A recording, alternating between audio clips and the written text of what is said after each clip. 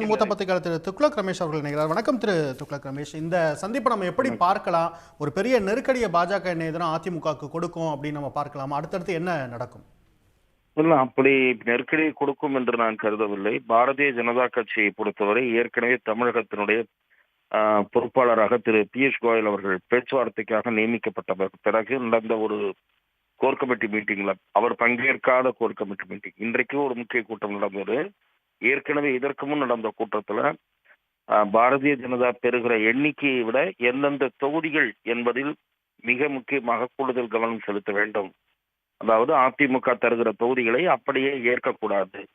பாரதிய ஜனதா கட்சி கடந்த நாடாளுமன்ற தேர்தலில் அதிமுகவோடு இல்லாமல் தனித்து ஒரு அணி கண்டு அதன் தலைமையில் ஒரு அணியை ஏற்படுத்தி போட்டியிட்ட போது எந்தெந்த சட்டமன்ற தொகுதிகளில் அதிமுகவை விட கூடுதலான வாக்குகளை பெற்றதோ அந்த தொகுதிகளை கட்டாயம் அந்த பட்டியலில் இருக்க வேண்டும், அந்த தொகுதிகளை பெற வேண்டும் என்பதில் உறுதியாக இருப்பது என்ற ஒரு முடிவை எடுத்தார்கள். அதை கட்சியினுடைய அகில இந்திய தலைமையிடம் தெரிவிப்பது என்கிற முடிவு அன்றைக்கு எடுக்கப்பட்டதாக நான் அறிகிறேன். ஆகவே இந்த தடவை பிரச்சனை ஏதாவது ஏற்படுமானால் எந்த தொகுதி ஐடென்டிபிகேஷன் ஆஃப் கான்ஸ்டிட்யூன்சிஸ் அதில் தான் ஏற்படும். அதிமுக கொடுக்கிற தண்ட தொகுதிகளை பாஜக ஏற்காது.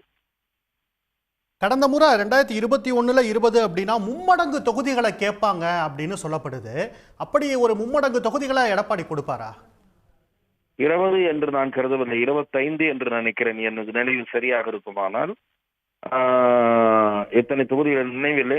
இன்றைக்கு சட்டமன்ற பாராளுமன்ற தொகுதிக்கு ஒரு தொகுதி என்கிற வகையில் 40 தொகுதிகளை பெற வேண்டும் என்று எப்படி காங்கிரஸ் கட்சி விரும்புகிறதோ அதே போல பாரதிய ஜனதாவும் விரும்புகிறது. ஆனால் பாரதிய ஜனதாவுக்கு அதிகபட்சம் 30 தொகுதிகளுக்கு மேல் தருவதற்கு வாய்ப்பில்லை என்று அதிமுகவினுடைய முன்னணி தலைவர்கள் 1-2 பேர் எல்லாம் தனிப்பட்ட முறையில் உரையாடுகிற போது சொன்னார்கள்.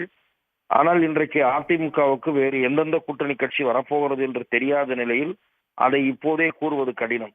என்னை பொறுத்தவரை பாரதிய ஜனதா ஒரு விஷயத்தில் தெளிவாகவும் உறுதியாகவும் நிச்சயமாக இருக்கும். அது என்ன என்றால், பாரதிய ஜனதா எங்கெங்கெல்லாம் வலுவாக காலூன்றி இருக்கிறதோ அந்த தொகுதிகளை பெற வேண்டும் என்பதில் உறுதியாக இருக்கும். இதுல தொகுதி அடையாளம் காணுவது அப்படிங்கிறது மட்டும்தான் அந்த மீட்டிங்கா இருக்குமா சார்? இல்ல பாரதிய ஜனதா எங்க கூட மற்றவங்களும் இருக்காங்க, நான் அவங்களையும் கொண்டுட்டு வர்றோம், அதை எடப்பாடி ஏற்றுக்கணும் அப்படிங்கிற ஒரு நெருக்கடியை கொடுப்பாங்களா? எங்களோடு இன்னன்னார் இருக்கிறார்கள் என்று சொல்வதற்கு அவர்கள் எந்த கட்சியை குறிப்பிட போகிறார்கள் என்று தெரியவில்லை. ஊடக விமர்சகர்களும் அரசியல் செய்தியாளர்களும் என்ன சொல்லுகிறார்கள் என்றால் திரு ஓபிஎஸ் அவர்களையும் டிடிவி தினகரன் அவர்களையும் குறிப்பிடுகிறார்கள். ஆனால் என்னை பொறுத்தவரை திரு ஓபிஎஸ் அந்த கூட்டணியில் இணைய விரும்பவில்லை, கட்சியில் தான் இணைய விரும்புகிறார். ஆகவே வெறுமனே கூட்டணியில் ஒரு உறுப்பு கட்சியாக ஓபிஎஸ்ஓ திரு டிடிவியோ இருப்பார்கள் என்று நான் கருதவில்லை. உங்களுடைய ஒரு தற்போதைய பார்வைக்கு நன்றி திரு துக்ளக் ரமேஷ். உடனுக்குடன் செய்திகளை தெரிந்து கொள்ள சன் நியூஸ் பெல் ஐகானை கிளிக் பண்ணுங்க.